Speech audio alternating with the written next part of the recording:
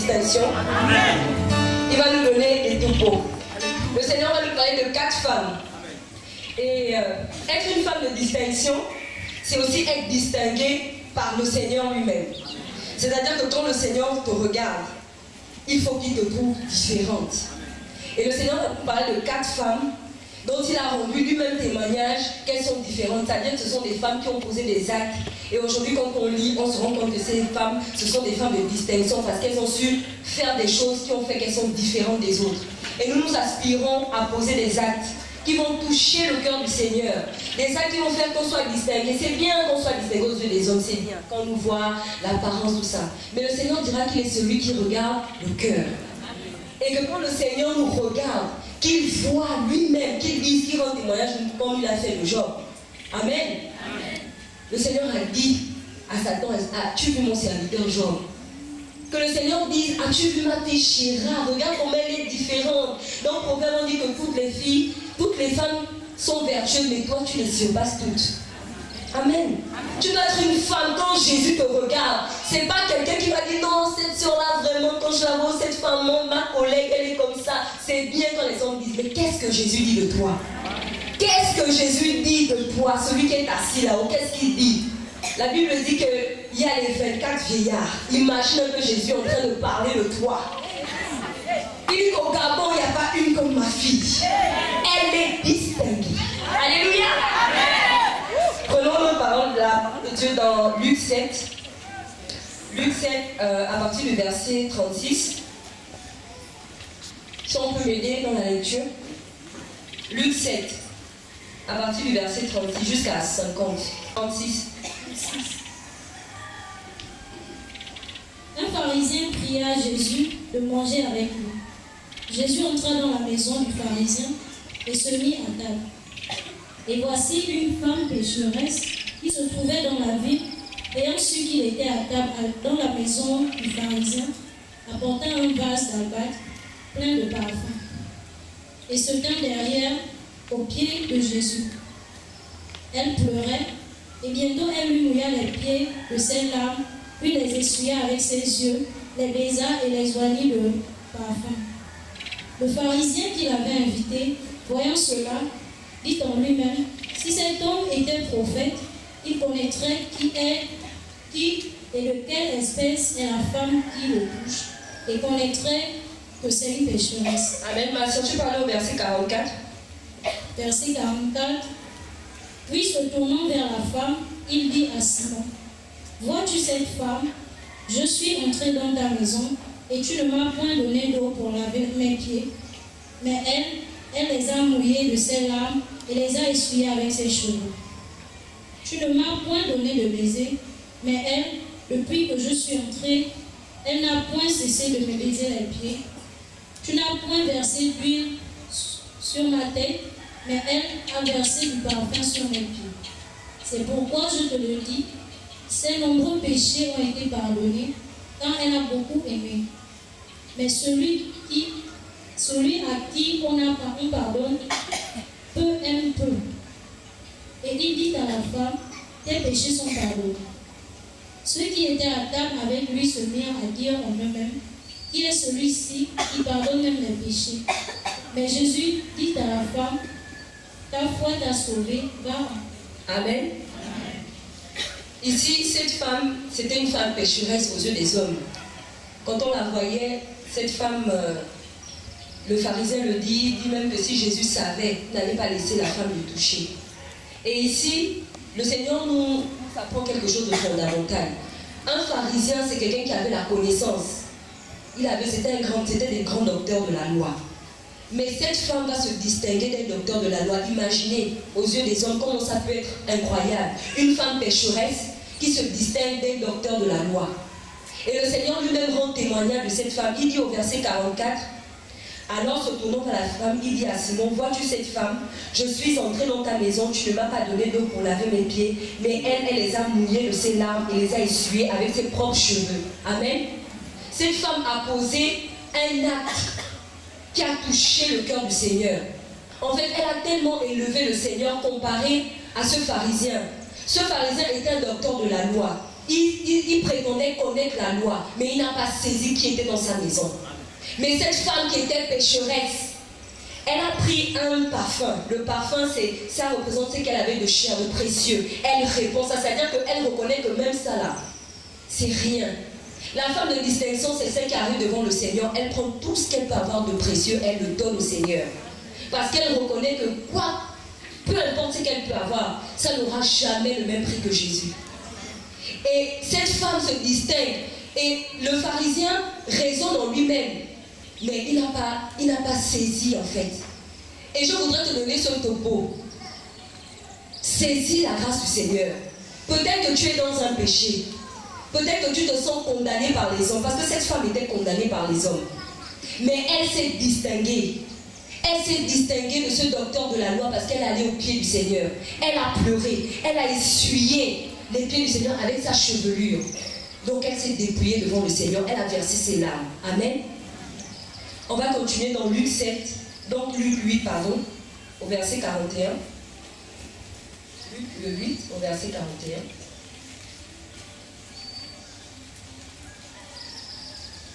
Luc 8, verset 41. Et voici, il vint un homme nommé Jairus, qui était chef de la synagogue. Il se jeta à ses pieds et le supplia d'entrer dans sa maison.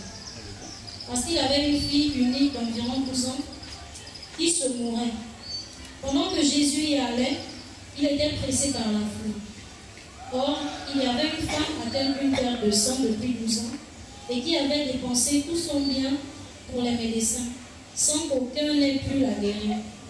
Elle s'approcha par derrière et toucha le bord du vêtement de Jésus. Au même instant, la perte de sang s'arrêta. Et Jésus dit, « Qui m'a touché ?»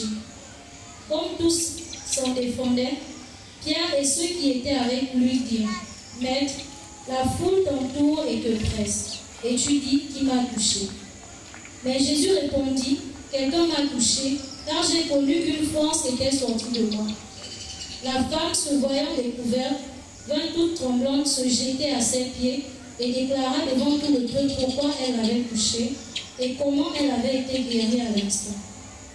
Jésus lui dit, « Ma fille, ta foi t'a sauvée, va en paix. » Amen. Vous allez remarquer à chaque fois que c'est Jésus lui-même qui parle et qui rend témoignage de ces femmes. Amen. Le Seigneur dit au verset 46, quand ses disciples lui disent au verset 45, Jésus dit, « Qui m'a touché ?» Comme tous le niaient, Pierre et ceux qui étaient avec lui dirent, « Mais la foule qui t'entoure te presse et tu dis qui m'a touché. » Mais Jésus dit, « Quelqu'un m'a touché.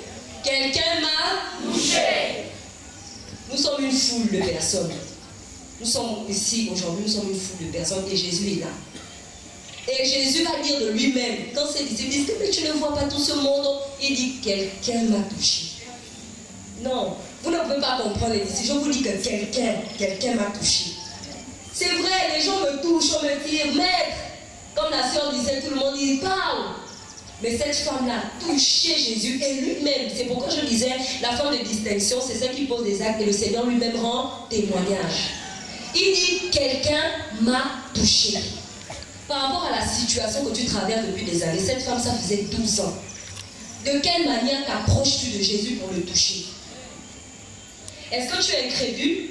Tu te dis, non, comme aujourd'hui, non, c'est un programme comme tout autre. Moi, si je m'en vais, on m'a invité. Ah, ma soeur m'a trop fait le bruit, m'a dit, ah non.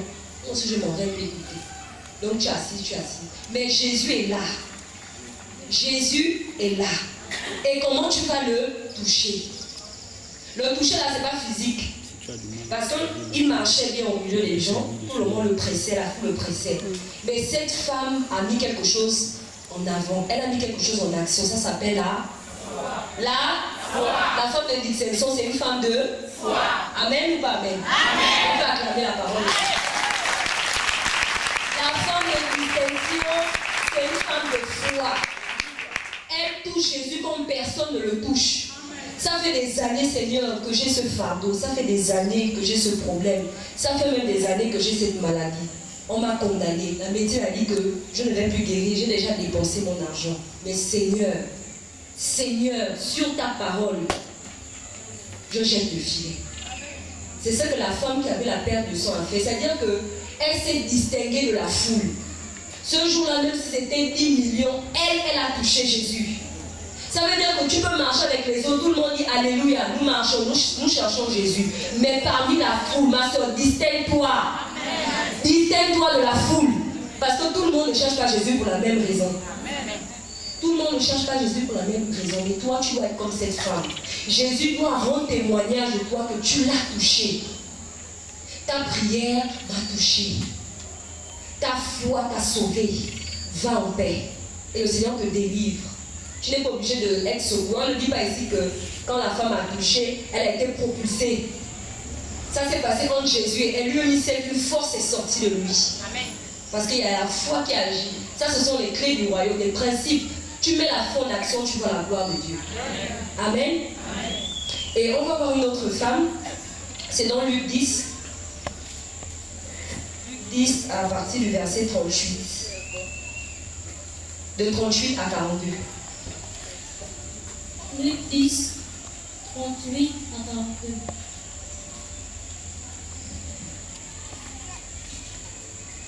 Comme Jésus était en chemin avec ses disciples, il entra dans un village et une femme nommée Marthe le reçut dans sa maison. Elle avait une sœur nommée Marie qui, s'étant assise au pied du Seigneur, écoutait sa parole.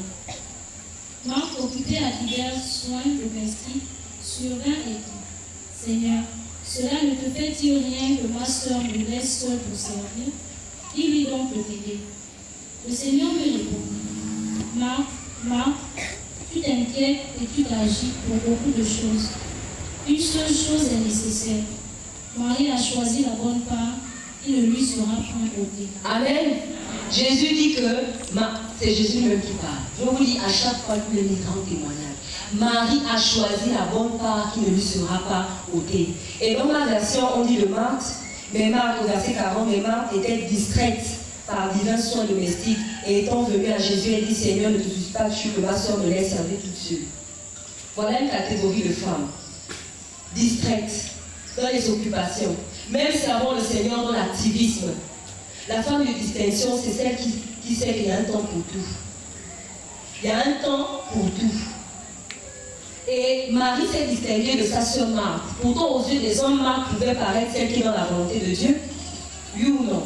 Parce qu'on allait la trouver là, comme on dit, je prends le gâteau, je mets ici. Hein? Mais le Seigneur rend témoignage de Marie qu'elle a choisi la bonne part. La femme de distinction, c'est celle qui sait s'asseoir au pied du Seigneur. Elle ne regarde pas ce que les hommes ont dit. Ah, mais elle aussi, non. Elle s'assoit au pied du Seigneur et le Seigneur lui-même rend témoignage que tu as choisi la bonne part. Tu ne peux pas être une femme de distinction si tu n'apprends pas à écouter le Seigneur. Parce que dans ce monde, le Seigneur parle, ta chair parle, c'est-à-dire toi-même, tes émotions, il y a beaucoup de choses qui parlent. Et il y a aussi le diable qui parle.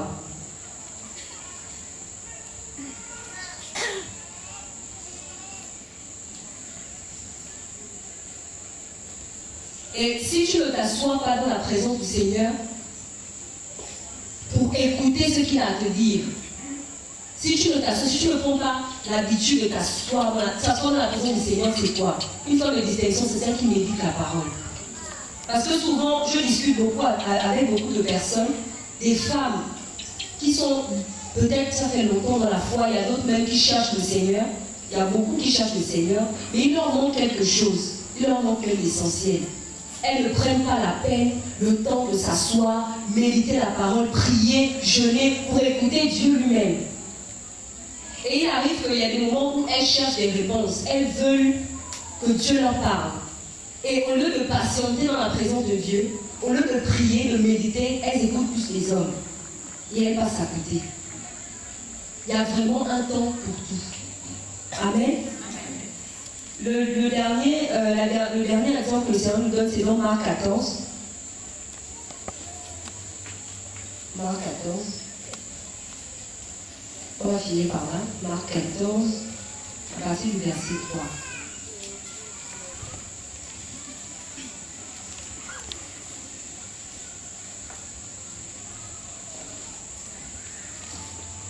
Marc 14, à partir du verset 3. Comme Jésus était à Béthanie dans la maison de Simon le lépreux, une femme entra pendant qu'il se trouvait à table. Elle tenait un vase d'agate qui renfermait un parfum de nard pour le grand prix, et ayant rompu le vase, elle répandit le parfum sur la tête de Jésus. Quelques-uns exprimèrent entre eux leur indignation. À quoi bon prendre ce parfum? On aurait pu le vendre plus de 300 deniers et les donner aux pauvres. Et ils s'irritaient contre cette femme. Mais Jésus dit, laissez-la. Pourquoi lui faites-vous de la peine? Elle a fait une bonne action à mon égard. Car vous avez toujours les pauvres avec vous, et vous pouvez leur faire du bien quand vous voulez. Mais vous ne m'avez pas toujours. Elle a fait ce qu'elle a pu. Elle a d'avance embaumé mon pied pour la sépulture. Je vous le dis en vérité, partout où la bonne nouvelle sera prêchée dans le monde entier, on racontera aussi en mémoire de cette femme ce qu'elle a fait. Waouh! Je vous le dis en vérité, partout où cet évangile sera prêché dans le monde entier, on racontera aussi en mémoire de cette femme ce qu'elle a fait. Et c'est ce qu'on est en train de faire aujourd'hui, on raconte encore. Amen. Parce qu'une femme, un jour, elle a eu une vision prophétique. Le Seigneur devait bientôt aller sur la croix. Et le Seigneur dit au verset, je vais relire le verset 6, il dit, mais Jésus dit, laissez-la. Pourquoi lui faites-vous de la peine? Elle a fait une bonne action à mon égard. Voilà une femme qui avait une vision prophétique. Je m'explique. Il peut arriver des situations où tout le monde ne comprend plus rien. Mais parce que tu es au pied du Seigneur, tu vas poser des actes où c'est le Seigneur lui-même qui va rendre témoignage de ce que tu as fait, personne d'autre n'a fait pour lui. Nous ne cherchons pas à plaire aux hommes. Il ne faut pas chercher l'approbation des hommes. Parce que cette femme avait vu que, les disciples, vraiment, les apôtres, ils marchent avec Jésus. Ce que je vais faire là, est-ce que c'est vraiment de Dieu? Parfois on dit, je ne sais pas, peut-être c'est ma chair qui parle, peut-être non. Il faut passer du temps avec le Seigneur. Marie, elle est au pied du Seigneur. Et avant qu'il n'aille mourir à la croix, elle pose un acte prophétique que même les apôtres n'avaient pas vu. On parle de Marie, la sœur de Lazare, Marie de Béthanie. Amen. Et c'est pour nous encourager. Pour résumer tout ce que j'ai dit, la femme pécheresse ne s'était pas arrêtée aux hommes. Elle est allée au pied du Seigneur verser ses larmes. Elle s'est distinguée de ceux qui avaient la connaissance.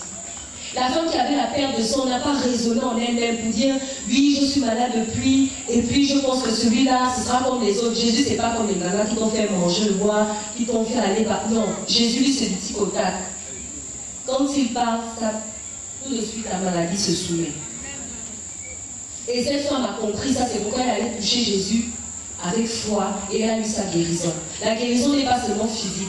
Nous savons que la grande maladie dont nous souffrons, c'est le péché.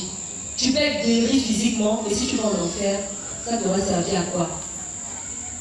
Nous avons besoin d'être guéris de cette maladie, de nos cœurs. Nos cœurs sont blessés, malades. Et ce soir, je nous invite vraiment à nous approcher de Jésus avec foi pour recevoir la guérison. Parce que Jésus n'a pas changé, il est le même. Ce Jésus qui a guéri cette femme-là, c'est le même qui est là. Il est là pour nous guérir. Et nous avons parlé de Marie, qui s'est distinguée de sa sœur. Aux yeux du Seigneur, le Seigneur a rendu témoignage qu'elle a choisi la bonne part. Parce que tu ne peux pas être une femme distinguée si tu n'apprends pas à être au pied de Jésus pour l'écouter. Si tu ne médites pas la parole, si tu ne passes pas du temps dans la prière, il te serait difficile de faire la différence quand c'est Dieu qui te parle et quand ce sont les hommes. Et enfin, poser des actes avec assurance quand tu es convaincu que c'est de Dieu. Parce qu'au final, c'est Dieu qui va rendre témoignage de ce que tu as fait. Et n'attends pas que ce soit les hommes. Amen. Amen. Que le Seigneur nous encourage, qu'il nous fortifie et que toute la gloire lui revienne. Amen. Amen.